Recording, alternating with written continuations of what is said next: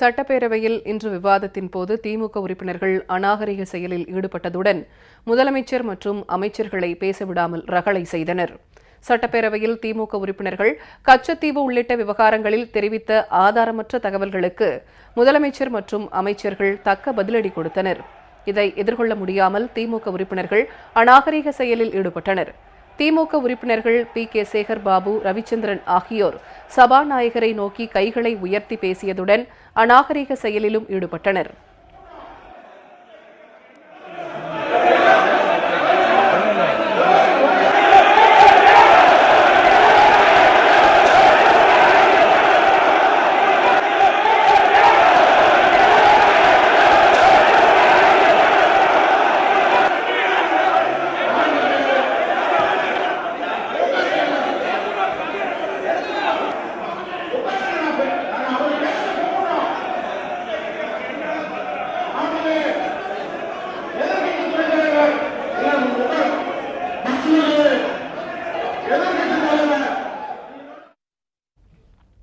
சபாநாயகர் அமைதியை ஏற்படுத்த பலமுறை முயன்றும் திமுக உறுப்பினர்கள் தொடர்ந்து அமளியில் ஈடுபட்டனர். இதனால் அவையில் கூச்சல் குழப்பம் ஏற்பட்டது.